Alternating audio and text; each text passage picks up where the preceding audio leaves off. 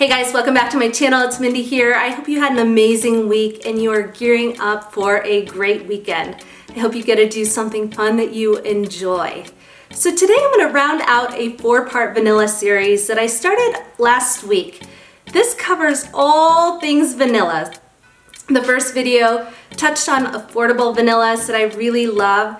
The second talked about very popular vanilla fragrances, but that I don't plan to add to my collection in the near term. The third video talked about vanilla fragrances that I love, both designer and niche. And this last video will be vanilla fragrances that aren't necessarily marketed as vanilla. So like Vanille West Indies, Spiritueuse Double Vanille, Vanilla 28 by K.L.E. or Vanilla Woods all have vanilla in the name and they're heavily marketed as vanilla fragrances. These all have a strong, heavy vanillic presence. They all have vanilla listed in either the top or the second accord on Fragrantica. So they have that presence in them, but they're not marketed as vanilla. I love each and every one of these fragrances that I have here, so this video could actually double as a vanilla starter kit or a gourmandy starter kit. If you really like vanilla or gourmand heavy type fragrances, this would be a great place to start for vanilla fragrances in your collection, depending on what you like and what your tastes and preferences are. So without further ado, let's jump into this last episode of all things vanilla and fragrances that I absolutely love. So the first fragrance that I want to talk about today is Dior Addict. Now this is a fragrance that I tried back in September 2020. It wasn't a love at first sniff and I sort of pushed it aside.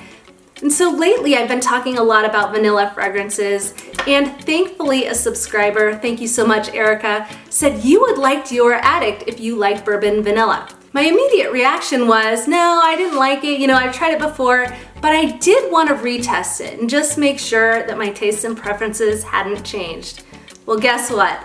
My tastes and preferences have changed. I find this to be a gorgeous scent. It's rich, it's deep, it's sort of smoky, it's intoxicating. It has a little bit of spice to it, which I really love. There is bourbon vanilla in this in the base. Not a lot of listed notes in the 2014 version. There's mandarin leaf, orange blossom at the top, and in the mid there's jasmine sambac. This is really a quite seductive fragrance, but I find it to be gorgeous and I'm so happy to have this on the list. This is a fragrance that I found myself so smitten by this week that I did actually order a full bottle yesterday from FragranceNet and it is on the way. Again, that fragrance is Addict by Dior, a beautiful vanilla. The next fragrance that I want to talk about, I do not have here. I actually left it in the camper last weekend. We went out, it was one of my scents of the evening. It is the perfect vanilla camping scent. It is Bonfire Bash by Bath & Body Works, and fortunately I will be reunited with it again this evening. It is a great one to take camping. It's sweet, it's vanillic. It does have bourbon vanilla as well. There's also sandalwood, cashmere musk listed in addition to the bourbon vanilla. This is like a body spray. It's from Bath & Body Works, like I mentioned, and it's not an actual perfume, but I did think it was worth a mention here because I found myself kind of falling in love with this fragrance. It's light, it's one that I don't mind respraying, but it's very, very pretty. I've seen some people compare Bonfire Bash to By the Fireplace by the Replica line by Maison Margiela, and I'm really excited to consider doing in a future This Not That video. Those are one of my favorites if you didn't know. Can't wait to determine which one I like the best in my epic side-by-side comparisons. So another beautiful fragrance, one I'm really enjoying at the moment, one I'll also be wearing this weekend, that is Bonfire Bash by Bath & Body Works. Next on the list is Hypnotic Poison. This is a cozy vanillic almond scent, and some people claim that they get sort of a Play-Doh scent from this, a little bit of root beer. I could see that. I get the root beer maybe subtly, but I find it to be very seductive. It's pretty, it's a yummy gourmand. This is a fragrance that I reach for quite often.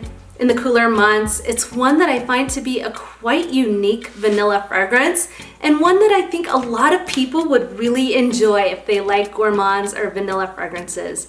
Again, that is Hypnotic Poison, also by Dior. The next fragrance that I have here is Belle Le Parfum. And I've been pretty vocal about this one, that this is my favorite of the two fragrances that are La Belle. I find this one to be so good. There's a lot going on here, but the only listed notes are pear, tonka bean, and vanilla. Quite honestly, it seems like there's a little bit of a mystery as to exactly which notes are in this fragrance, but a lot of people, myself included, claim that they smell a little bit of cinnamon in here, maybe even cherry. To my nose, I wonder if I'm translating that pear note as cherry. Maybe, maybe not. It's hard to know exactly what the true notes are in here. I have to believe there's a little bit more than just tonka bean, pear, and vanilla.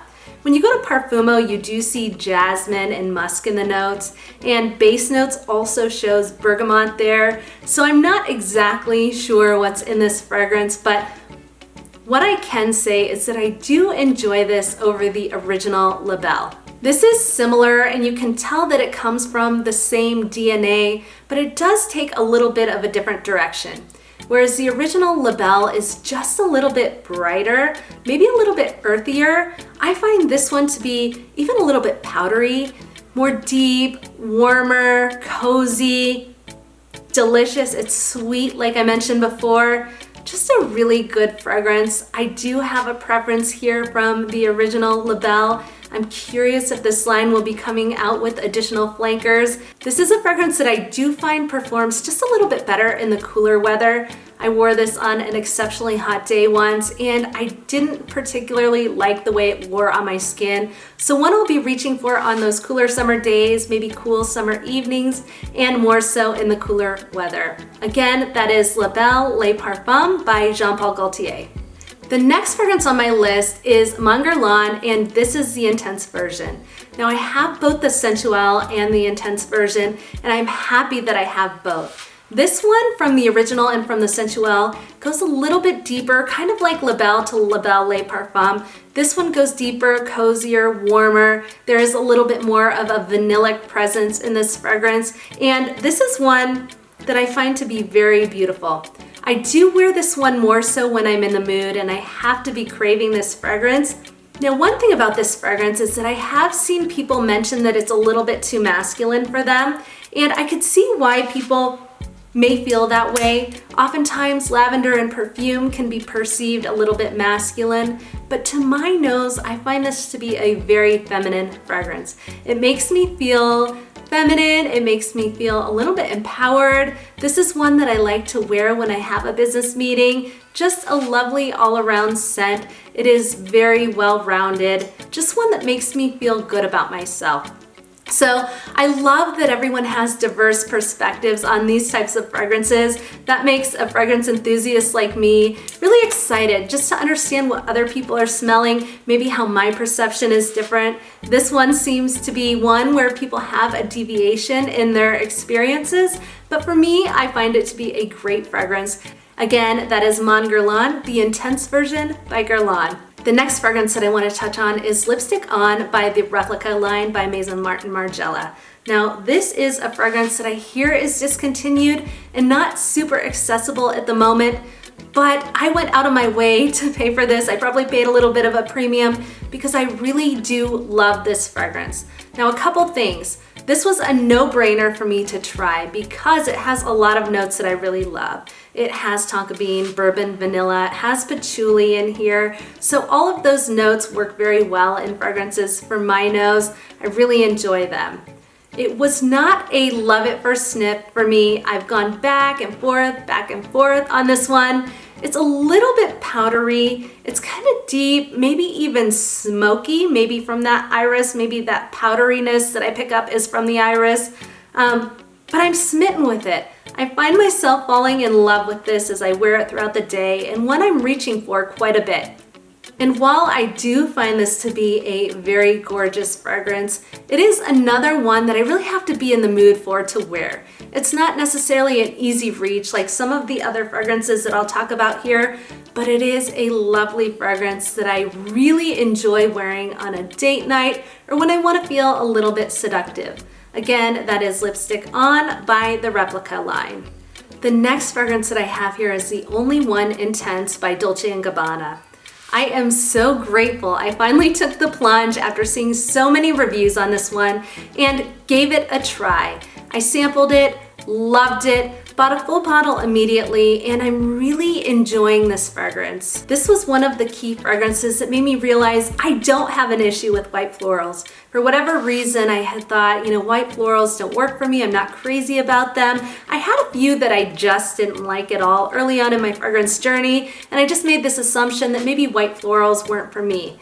I am so glad I figured out that I do love them in certain fragrances. It's like anything else where some notes you love, some notes you don't, some notes you like in certain fragrances, some notes you don't like in other fragrances. So it really depends on the blend and the composition of a fragrance, and I'm so glad I learned that lesson, or I would have never brought this into my collection or even tried it for that matter.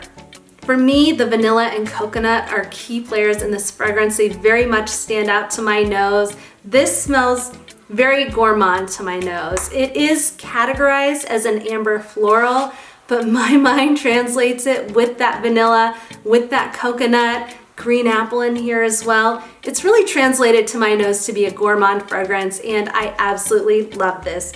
It's creamy also, and I find it to be seductive. Like many other fragrances here, I find it to be kind of a sexy fragrance, one that I think a lot of people will like. This fragrance is The Only One Intense by Dolce & Gabbana. The next fragrance that I'll talk about is Princess by Kilian. So far, this is my absolute favorite Kilian fragrance. Lately, I've been wanting to explore marshmallow fragrances a little bit. A lot of times I enjoy the sweetness in them. Sometimes I have to really be craving the sweetness in marshmallow fragrances. For example, Ari by Ariana Grande, great fragrance, but I really have to be in the mood for it because it's quite sweet. Now this one is sweet as well, but it's sweet done a little bit differently. So this fragrance is sweet, and I love that about it, but it does have a lot that balances out that sweetness a little bit. There's lemon in here, there's green tea that gives it a little bit of character beyond just sort of a sugary sweet fragrance. A couple other things like peach, jasmine, and apple, and then of course in the base there's vanilla and marshmallow.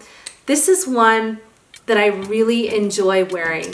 I wore it recently on a date night, one of my first post-COVID date nights, and I really loved how I felt wearing this scent. I also felt that it was really playful, maybe a little bit sexy, just a beautiful all-around fragrance. I think it's crowd-pleasing, easygoing, a fragrance that I think a lot of people craving vanilla and even marshmallows would enjoy.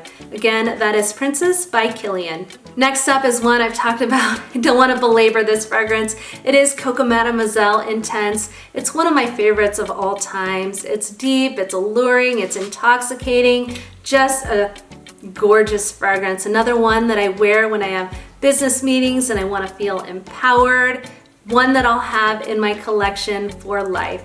I'm running, I don't know, about half a bottle, and I'm starting to think I need a backup bottle, maybe two for this one, just in case. This is the kind of fragrance that I just don't want to go without it being in my collection when I love that much. Now, I do have kind of a funny story about this fragrance.